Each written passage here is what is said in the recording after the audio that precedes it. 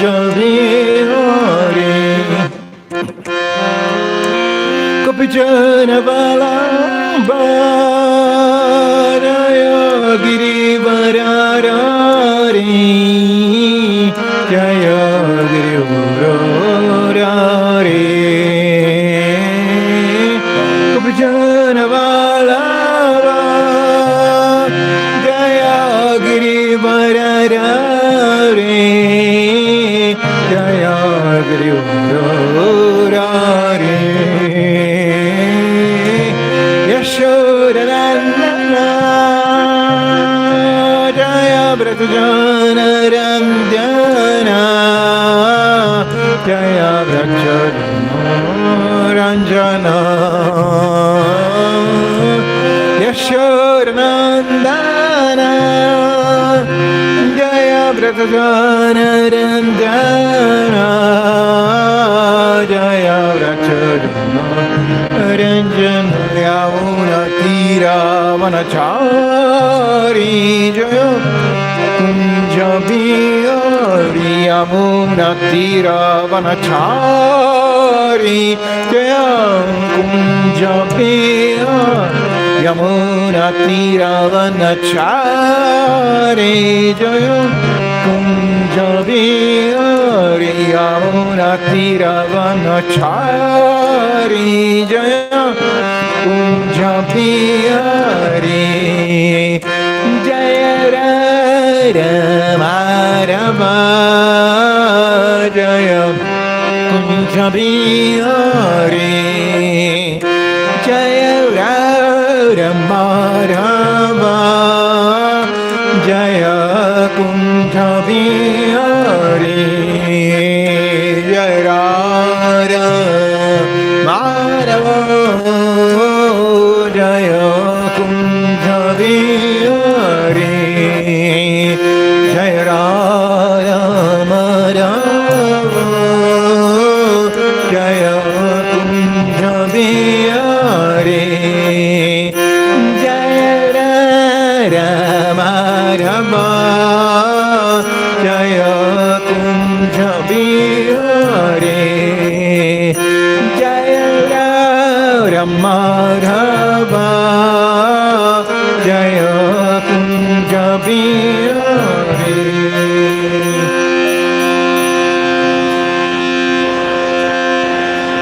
Jaya Om Vishnu Paraparamhamsa Parivrakachaja Astutara Satoshi Srimati Divine Grace A.C. Bhaktivedanta Sai Maharaj Srila Prabhupada Ki Jai Ananta Koti Vaishnav Vrinda Ki Jai Namacharya Ras Thakur Ki Jai Prem se ko Shri Krishna Chaitanya Prabhu Nityananda Shri Advaita Garadadha Shivas Adigaur Bhaktarinda Ki Jai Samaveda Bhaktarinda Ki Jai Gaur Premanando All glories to assembled devotees, all glories to assembled devotees, all glories to assembled devotees, all glories to Sri Sri Guru and Sri Gauranga, all glories to Srila Prabhupada. Ma Vishnu Padaya Krishna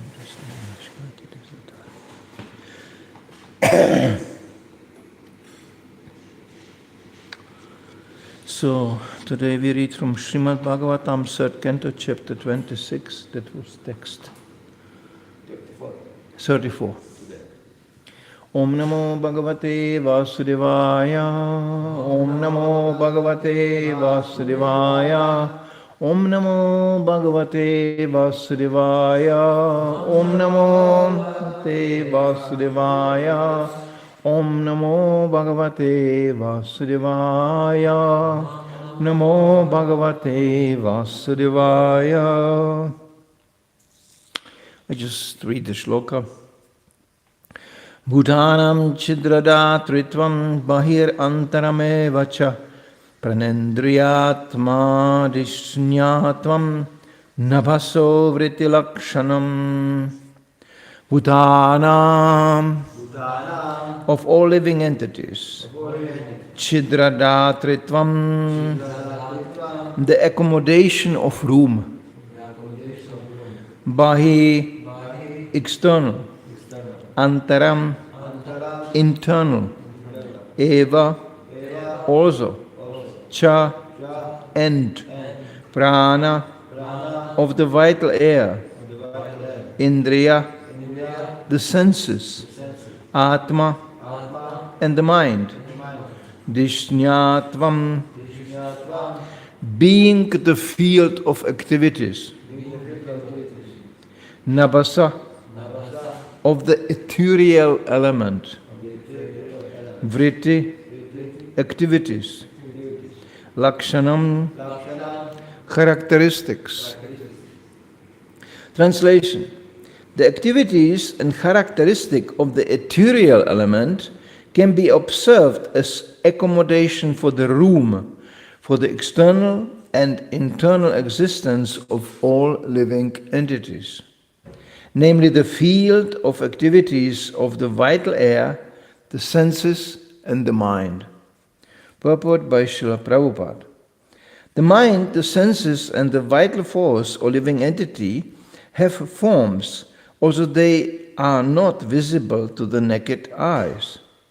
Form rests in subtle existence in the sky, and internally it is perceived as the veins within the body and the circulation of the vital air. Externally there are invisible forms of sense objects.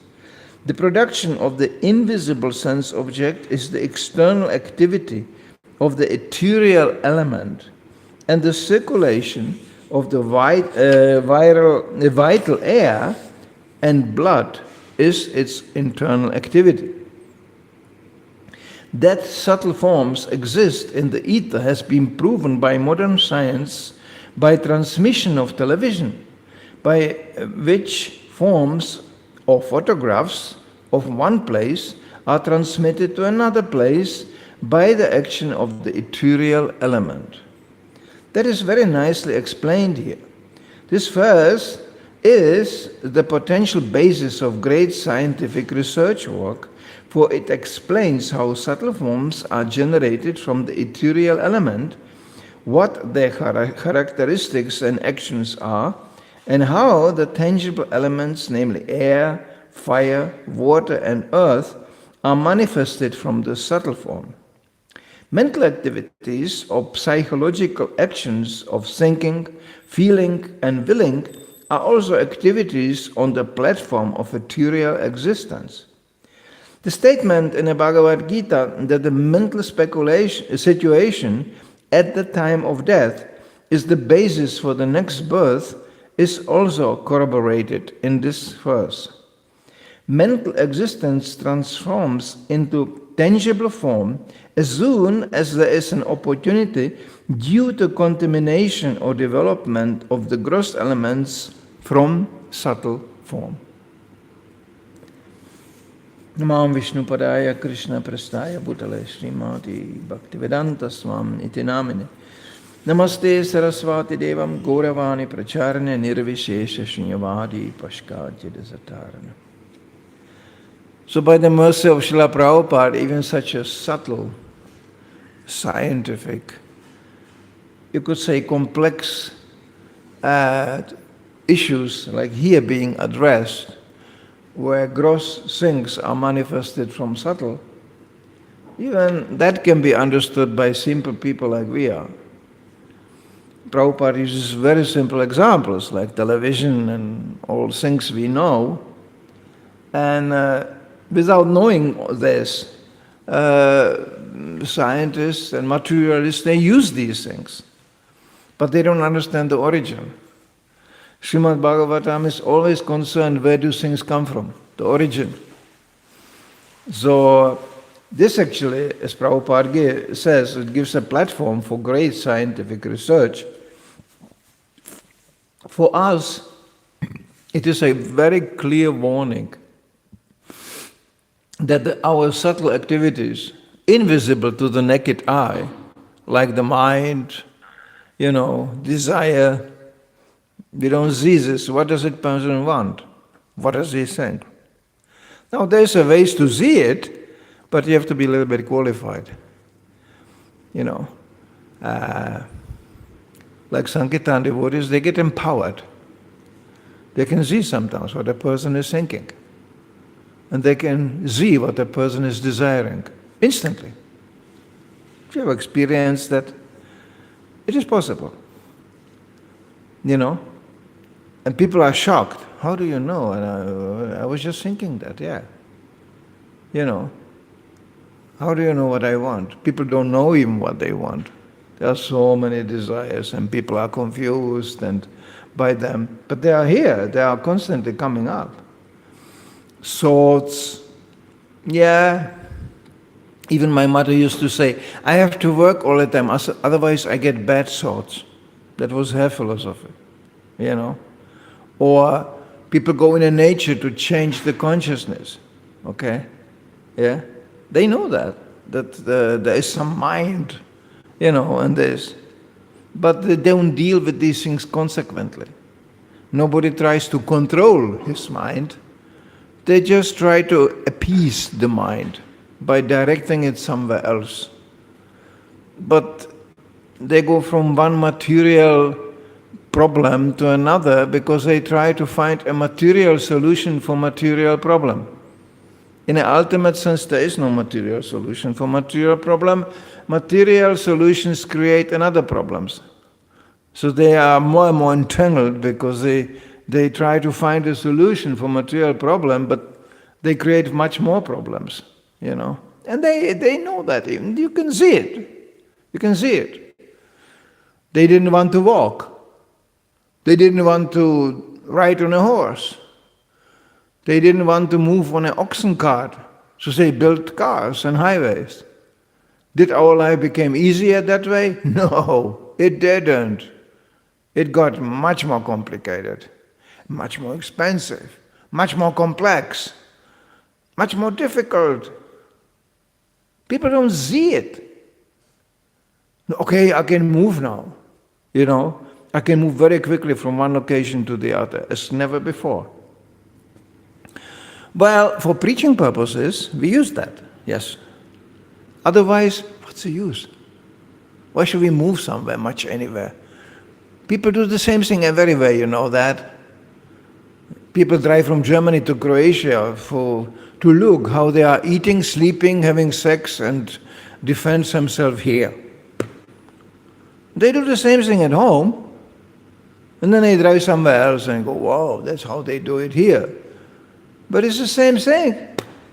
And actually, it's more difficult for them because they don't understand it sometimes how they do it here. Yeah? So they are like discovering new places, and there's people there's adventurers who go on foot from Germany to India. Hitchhike or what. Very dangerous actually, very dangerous. All this exploration, these explorers, scientists, very supported, they are simply risking their lives, and very often they are dying on the way. People go and discover Amazon, then they get eaten up by some cannibals there. It happened. Why you should go to Amazon? What do you want to, what is this? You don't belong there. People dive into the ocean with special equipment because you are not equipped for that. You are not a fish. You can become a fish, no problem. Next lifetime, just wait. And then you have no problem. No oxygen mask, nothing. Why are people so eager to actually act like other species already in the human form? Just wait. Next lifetime, Krishna will fulfill all the desires. You want to have sex like a pigeon, you can become a pigeon. You want to eat like a pig, become a pig. No problem, and nobody will criticize you for that. In a human society, you may get a problem.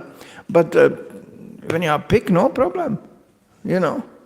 So it's like they cannot wait to degrade into lower species of life. And this is all in the name of progress. Now we are diving there where nobody was diving before. Yeah, so what? What do you see there? Some fish. This is his place. And because we don't belong there, we get attacked. Because as a proof, you don't belong here. if an intruder comes into some place, material nature is arranged like that, you will be attacked. So why not just shut up? Sit where you are, And I can even include one thing which is, of course, controversial today. Why did the devotees run always to India? I must go to India, and I must stay in India. No, when you go there, and you take part in preaching, that was Prabhupada's policy. Yeah, why not? But just going around and you think you will break the doors of Vaikuntha open. You know how many scandals and horrible things happened to Western devotees in India? Many. How is that possible? Supposed to be a holy land, right? Vrindavan, famous for scandals. People got killed there. How is that possible? It's Krishna's home. No. They never entered Krishna's home. Krishna has a, customs, protection there. If you come to Vrindavan for sex life and for good eating and good sleeping, you are completely in trouble. I remember first time entering Vrindavan, I felt like I am walking through a glass shop, careful, don't touch anything. One wrong move, punk, you break something, careful. It's Krishna's home. Prabhupada said, he writes in his letter, Vrindavan is not even for grihastas. It's for brahmacharis and sannyasis. Mayapur is for grihastas, Prabhupada said, I created a city that was, I don't want to get into details, but Prabhupada had no idea how Mayapur should look like. He said, that's where the Prabhupada writes in that letter, Mayapur is for grihastas, who people living in a Vedic city, and for old women who just want to eat and, have an easy time. I will finance, I will provide. Go to Mayapur. He writes in one letter like this. So, anyway, India in itself is not a place to go and enjoy, really, materially spoken. There is austerity on every corner, you know that. Starting with the fact that there's too many Indians everywhere, they will push you, squeeze you, steal money from you, do all kinds of things. It's the weather, the climate for our Western body is absolutely unsuitable. Okay? You think, it's warm here. Yeah, just wait until it gets 40 degree, 42 degree. Then your blood pressure goes and the mosquitoes, they love the Western devotees. Just pink, juicy bodies. They don't eat the Indians because they are sour. And they don't sweat like us, Yeah, you see it also, but very rarely. Indians are cool people. They eat chilies in the middle of the heat. For me, when I look at the chili, I already start to sweat. It's like so much fire in the body. It's difficult. And devotees suffered from the beginning. As first time they came to India. One Srimad Krishna Maharaj, that was rare. He a little bit flipped out. He said, Prabhupada, cannot we at least close the door here? We are coming from a country, there's locks and handles on a door. Here they don't have even handles on a door. Actually, they don't have a door at all. Many, many dwellings were like that, You just walk in and sleep. And you don't need any heating. It's already hot enough. You are happy when the heating is diminished. So everything is just meant for tapasya. It's austerity. India is great for austerity, purification, and dying. That's good. Best place to die. For us, for Westerners, it's full of... And then we don't understand the mentality of the people. Let's face it, there is still a division between Indian and Western devotees. It's there. And it will never go away. There's devotees who grew up in Brahminical families still. Believe it or not, there is still sampradayas who have a more moral standard as ISKCON. I'm saying nowadays very boldly these things because it's true. Yeah. They don't have a preaching spirit like ISKCON. That's come from Prabhupada. They are not so, therefore you don't know it so much. But they have sannyasis, generations never fell down. Because they have culture. There's a certain culture which is supporting the whole thing. However, Kali Yuga is everywhere. But they know how to, they are traditional, they have a culture, they defend themselves. What is our culture? Huh? You look in your past, and Prabhupada said we should never forget the past. Where do we come from? They come from a Brahminical family, we come from a garbage can, you know that? There's a slight difference there. Yeah. I remember, whenever we want to play Siyatra in a temple, I had some devotees that were very gifted playing Siyatra. We played Siyatra, I played also. I was very good. Ravana, Hiranyakashipu, I was very good on this. Demons, completely natural to me. I can be a perfect demon. And I noticed most devotees too. Who is going to play the demon was no problem. But who is going to play Lord Chaitanya and who is going to play, devotee, pure devotee? More difficult. Demon, completely natural. That's where we come from. No problem. So, we should never forget that we are saved by Prabhupada from our demoniac propensities, who still dwell there in a subtle form. And here we have a very scientific description that everything gross visible comes from subtle form. I mean, anybody who is engaged in construction can immediately understand that. Most of the construction is done in the mind. I know even devotees who are expert builders. They can give you a whole projection for a building just from the mind. They don't even have to paint it. They see it in the mind. How big it's going to be, how much it will cost, what the materials are required. They see it. They are expert. I know one devotee like that. He knows abstract mathematics. That's actually, he's a professor. He can calculate how a bridge will look like, how much material it takes, how heavy it will be, and how much weight it can sustain in one calculation, simultaneously. Well, you have to have a little brain for that. Special brain. He has such a special brain. He calls me midnight and goes, I cannot sleep because my brain is still going on. I'm learning Russian dialects. I said, what are you going to do with Russian dialects? He said, I don't know, but I have to put something inside, otherwise it gets overheated. Not many people have that problem. Our brains are quite simple devices, we are more emotionally driven beings, His brain is so powerful that he forgets sometimes to be emotional. I always enjoy to meet such a person, very unusual. He speaks to his wife like he is instructor. He speaks to his children like, this is a very good idea.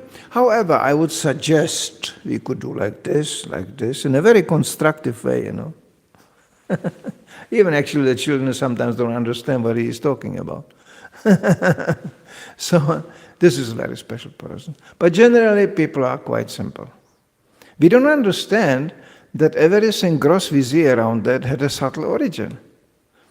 Somebody was thinking about it, starting with Lord Brahma, who had the whole creation inspired by Krishna in his mind.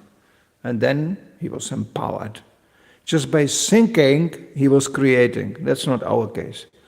We can think whatever we want, but it's a master plan for some gross action. But it still didn't happen. Brahma is so empowered, when he sings, it's already happening. When Krishna sings, it's already happening. It's creation. They are creators.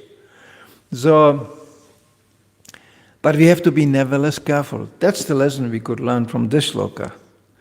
Careful what you construct subtly, because it can be manifested grossly. Careful what you desire. One of my godbrothers even told me, wonderful godbrothers, Dhanavya Maharaj, he said, this ISKCON, this movement is like a desire tree. Actually, it's a fact. He said it a little bit in a critical way, because if you really want to be prominent in ISKCON, and you do go the right channels, you can. Now, it shouldn't be like that, because Prabhupada said, if you want prominent, then you have to have some qualification. But in a society which is corrupted, it is, if you want a prominent position, you have to know the right people. That's how politicians work. Hello, and oh, very nice, and they come in like a servant. I'm a servant of the party. I'm a servant of the people. But actually he is a servant of himself. He wants to get to the top, to control. So this mentality is also there. It can be there in devotional frame also, because it's still in the heart. It's still not purified. A devotee, he sees everything as a service to Krishna.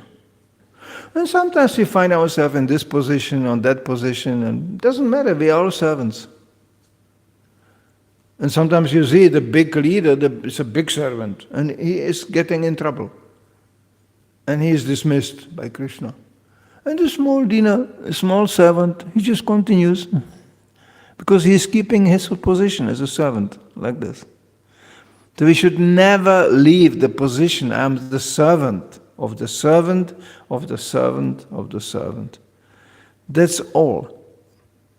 They ask me sometimes, how did you survive in Krishna consciousness 53 years like this? I think because I never forgot I'm a servant. And it's easy to see, come on. Whenever I was thinking I'm a master, it didn't work. It's a volunteer movement, you know that? People come and say, oh, this is nice. Can I help? Can I do something? Voluntarily. And when you come like the master, they go, you stink, and bye-bye, and they go away. You cannot stop it. They will just walk out. That's all. So, it's not easy to be a leader or, or manager in such a society. Once in Copenhagen, I was invited to give a program in a yoga school. It was actually managed by a Hungarian man who was lived in Copenhagen in Denmark. And I was impressed. It was a big building. I mean big. It was a whole old factory transferred into yoga school. And he did everything. Kama Sutra and everything was flying, And he had the private rooms for Kama Sutra, and he had lights over the room. And when the light was red, Kama Sutra session goes on, don't go in, okay? I mean, he was a businessman. Hungarian people are business people. So he was making good money like this. People like Kama Sutra, great, why not? And then they pay lots of money to have the Kama Sutra seminar. You can only hope that nobody gets pregnant, but that's their problem, And I spoke to the man, he was a very efficient manager. And I asked him, but I'm a little bit experienced on construction because I was part of heavy constructions in ISKCON too. So I could immediately see, they have a problem here, Like I come in, this is damaged. You get damaged when you get involved in construction. You are lifelong damaged. Because you come in a room, like I come in a temple room, I should see the details. Well, you know what I see? The spots on the ceiling from the water who was still leaking here. That's what I see. This is heavy. This is damage, I think, well, I'm looking at the spots on the ceiling, It's no water leaking anymore. It's no emergency. But I see it immediately. I say, oh, this should be repainted. Oh, this should be fixed. So I saw his yoga school and I was going, you have still quite some job ahead, isn't it? He had struggled with the ventilation. There was pipes hanging out of the ceiling. And he looked at me and he said, yeah, it's all done by volunteers. And I looked at him, I could immediately understand what his problem is. It's gone. People come, people go, whenever they want. Yeah, great, I will do it. The next day he's gone.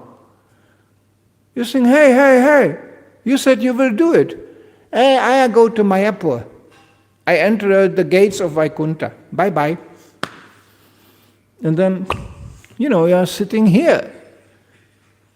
You think, but this is actually a spiritual world. We are creating spiritual world here. On behalf of Srila Prabhupada. No, I have to go directly to the spiritual world. I will go to Vrindavan, I will go Radhe. Yeah, really? Wow. When you are not qualified, you will not chant Radhe, you will chant genital. You will see.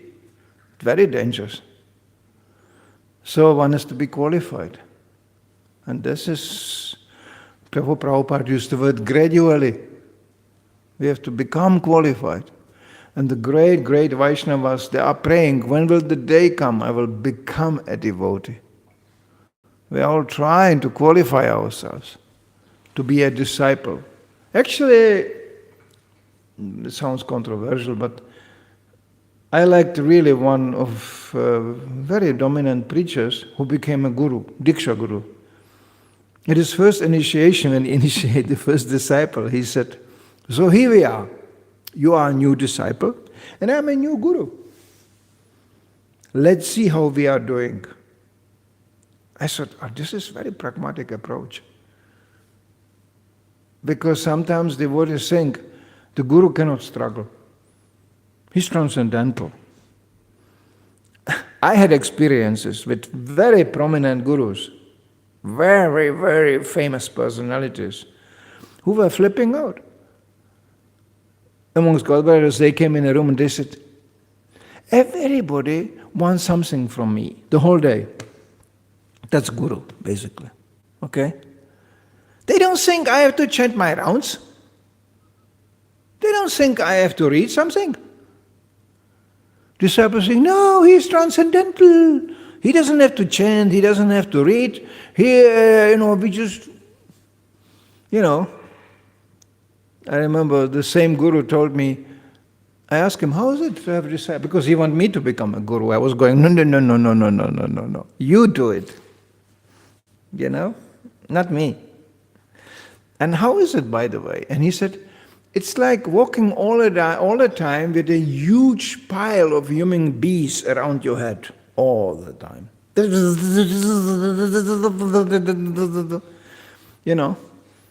not easy. If you are doing a responsible job, it's not easy. Nothing is easy when you do it responsibly. But you get lots of mercy for it. The same guru, I saw him after the initiation walking up the stairs. He was suddenly handicapped. He was going, I was going, what happened? He said, that initiation was heavy. And he described to me to initiate a disciple, it's like you swim, in devotional service, you start to stay afloat, and suddenly somebody puts a heavy metal belt around you. So you must be a good swimmer. Otherwise you will drown. The disciples will pull you down. But, he said, fortunately there's lots of mercy also. So when Krishna sees, the guru is drowning, then he lifts you up. Because you are just trying to serve these people. A real guru tries to serve. He doesn't want to canvass or collect. He wants to give. So, so Krishna helps, and he said, in this way I can stay afloat. It's all mercy. It was interesting to hear that. Preachers also, they get entangled with all kinds of situations which are inviting fall downs all the time. And how are you saved? Well, because Krishna is so happy and he is so favorable to a devotee who tries to preach and serve him sincerely. So we are all living from that protection. Otherwise, as I described before, we have our demoniac propensities. Come on, we know. We sometimes would like to do something really nasty. There was another prominent preacher who told me a nice thing. He said, there are always two. I heard a description that in Satya Yuga, there was no demons really present. So people were just practicing, yoga, very meditating, peaceful. Next age, there were demons but living in other planets, in their own environment. Next age, the demons were living on this planet together, attacking, the saintly ones, and fighting. And in Kali Yuga, they live in one heart, together. Quite interesting. I found it very impressive because I was thinking, yeah, this is the challenge. We have him right away there, waiting for his chance. And every day we go, no, I am a devotee, sorry. And Prabhupada is like Krishna entered the heart, and saved, his devotee from attacking Brahmastra, personally protected him. Maharaj Parikshit, was protected. So Prabhupada can enter our heart and protect us from these fall downs and protect us, provided we wanted to. Another godbrother of mine, he was quite simple. So he doesn't agree he is simple, but actually he's quite simple. He's still alive. He told me, I walked with Prabhupada in the morning. And I asked Prabhupada, Krishna is in everybody's heart. Prabhupada said, yes. And Krishna is represented by the Guru. Yes. Is Guru also living in the heart of a disciple? Prabhupada said, yes. Then he said, Prabhupada, are you living in my heart?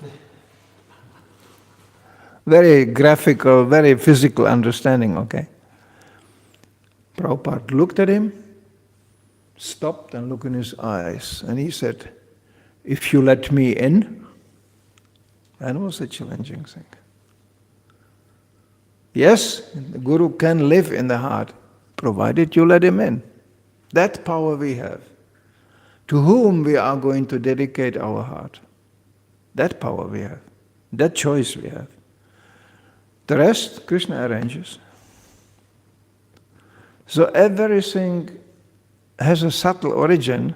We have to be very careful with that.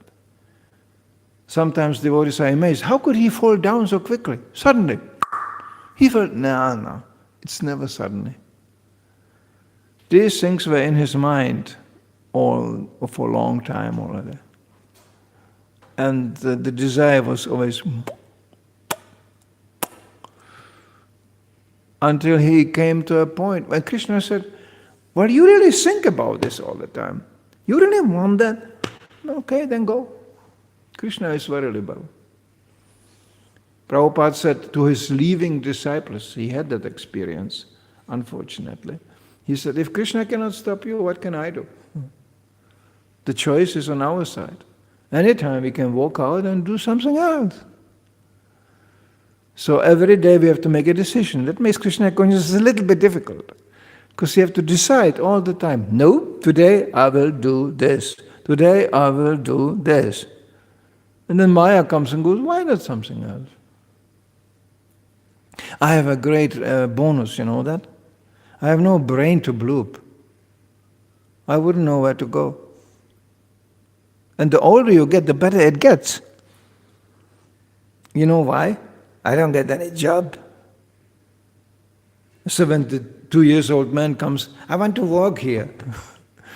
Everywhere in this society, they look at you like, what? You didn't die yet? Go home. Nobody will employ such a man. It's great. It's very nice. Already in the society which is built on more of passion, already middle-aged people are not popular. Oh, that's an older guy. He cannot keep up the speed. But amazingly enough, the young people are more and more lazy. They have a big problem. They want young people, but they are more and more stupid and lazy.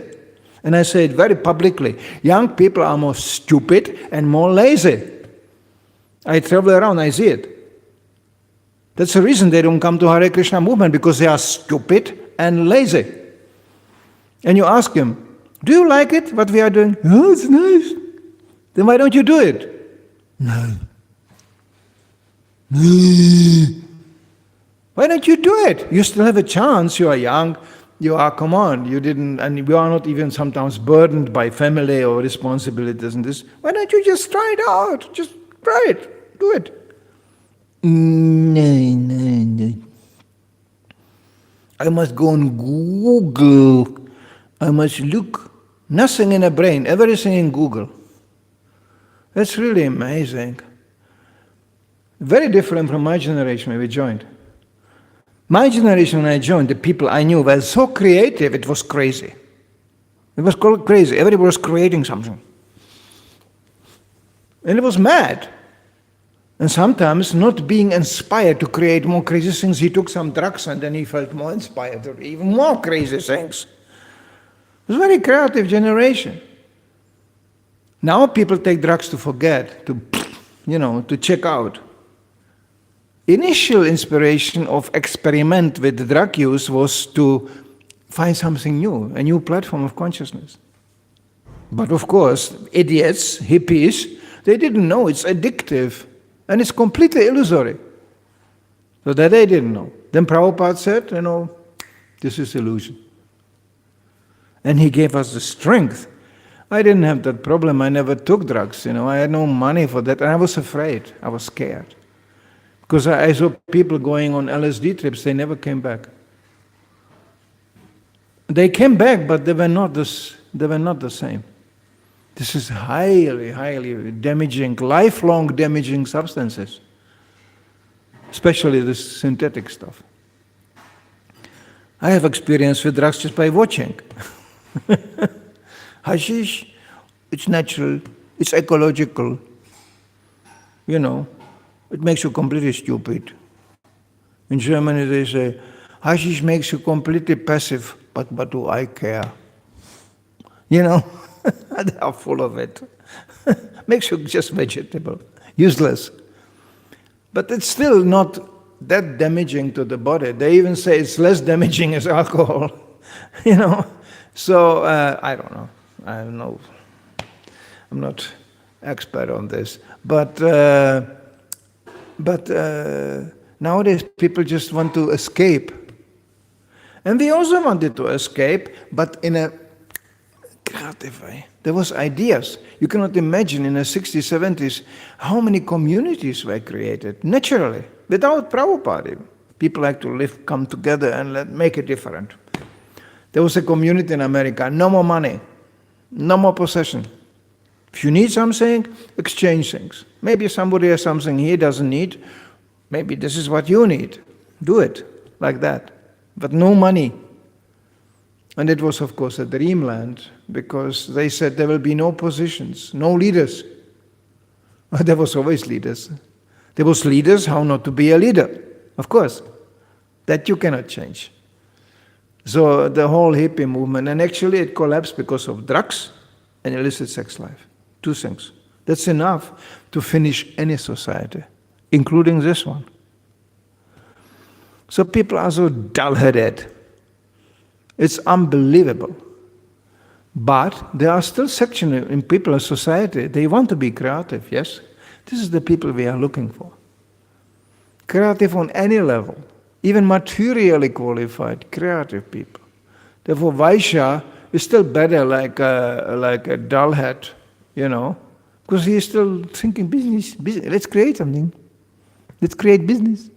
Well, that's some sign of creativity already. And that can be used for Krishna. Stupidity cannot be used for Krishna. Sorry, there is no devotion in stupidity. No, not possible. And one devotee told Prabhupada, what are we going to do with all these stupid people? They don't take Krishna consciousness. Prabhupada said, they will go to hell. Quickly, just like this.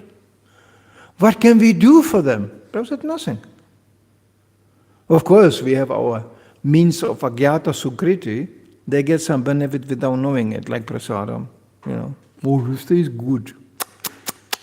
That's some benefit. Or unconsciously taking part in Krishna consciousness, helping with something supportive. They don't know why, but that's already very beneficial. So we can try, we can help, but we need active support. And usually the countries where Krishna consciousness is flourishing, they are populated by people who take initiative. I could give you practical examples, Here you are sitting in Croatia and it's just few devotees struggling. They still manage opposing each other. I don't understand that, because I guess like 5 people in a boat and they are just trying to throw the other one overboard. It's ridiculous. It's a little bit embarrassing, isn't it? There's a boat, big boat. Prabhupada gave us a big boat. And there's 5 glass guys going, I am the captain. And the other one goes, get out, I'm a captain. And then the boat goes this way and that way, because they fight for who is the captain. Come on, we are last 5 people. I mean, allegorically spoken. There are actually quite few devotees. But it's not coordinated. The power comes from teaming up. Not easy.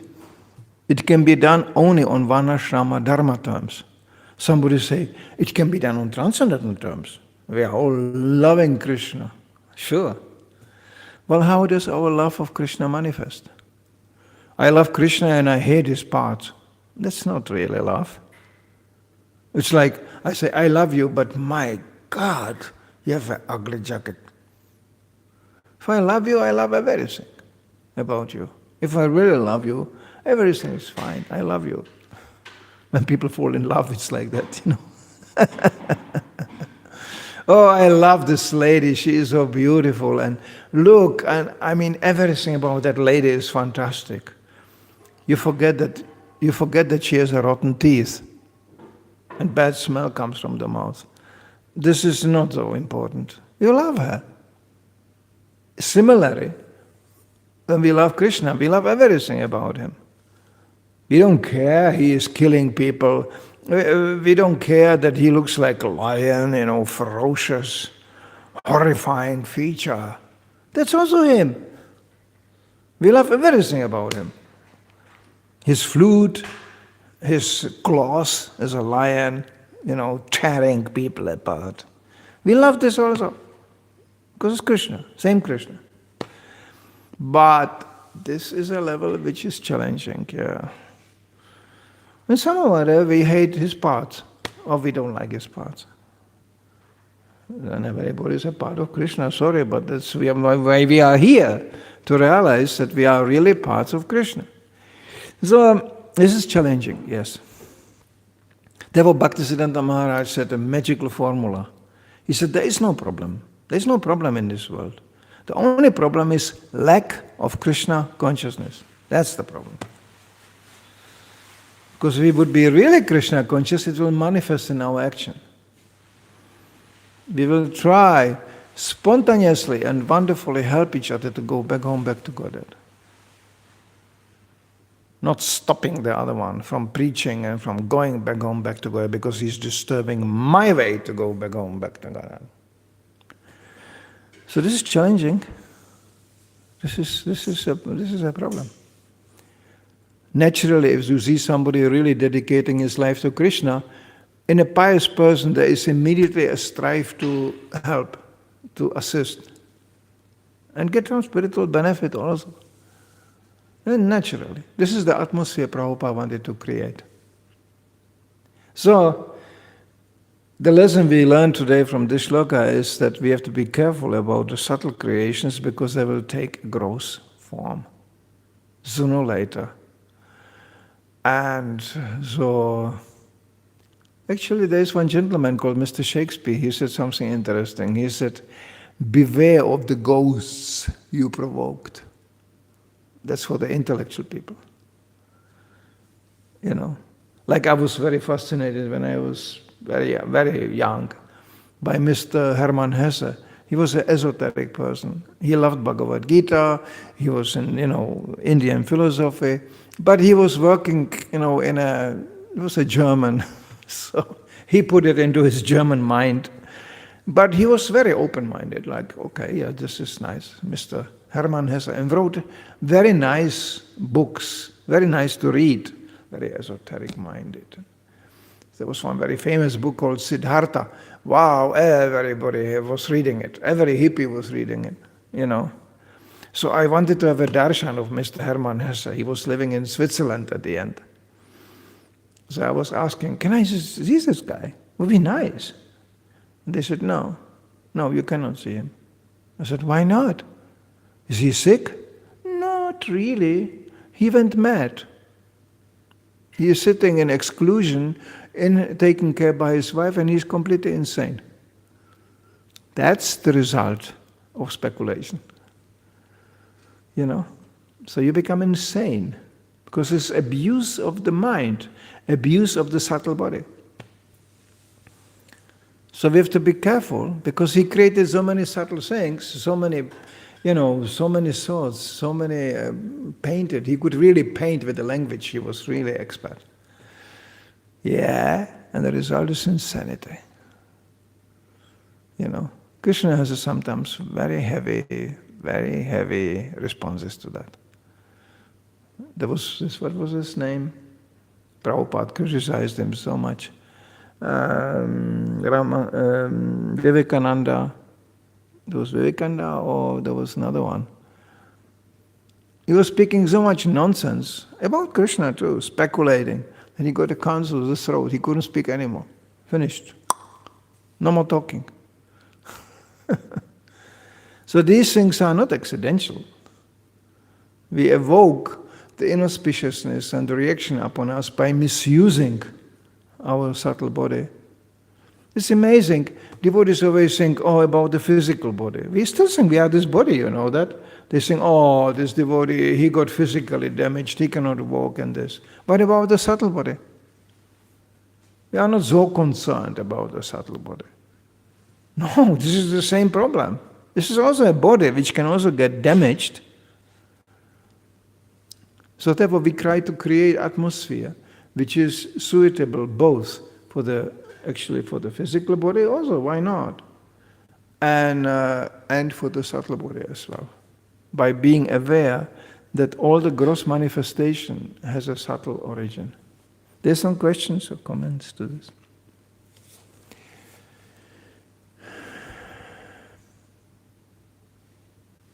I think you know what I'm talking about. So. I'm happy when you know what I'm talking about. I'm happy when I am saying nothing you don't understand. Therefore, sometimes I have no questions. Because people go, yeah, thank you for saying all this. And yeah, let's go on with the devotional service. And that's completely perfect. It's nice. I like questions and this. But traveling around, I tell you one thing, it's not easy to find new people. We are aging movement. And it's different to speak to the old guys because they are like, okay. They heard it many times. They just come to have some association and share it. Because spiritual knowledge is ever fresh and it's always new, so it's never tiring to hear the same thing again. Because you understand more and more deeply and more profoundly what you really are talking or what you are listening. This is the beauty. Therefore, these books can be read and studied over and over and over again. You don't need any other books.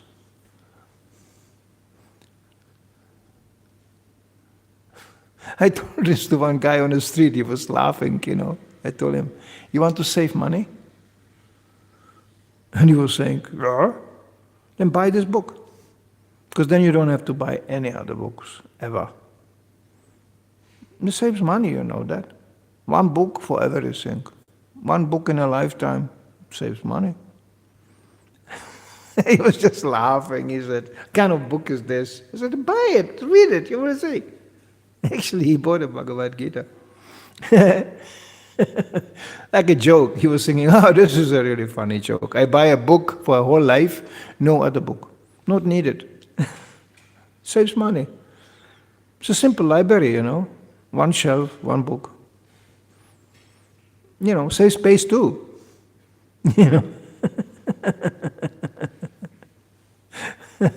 I didn't even tell him we have so many books. Well, actually, essentially, Bhagavad Gita is enough. You can go back home, back to Goret with one Bhagavad Gita.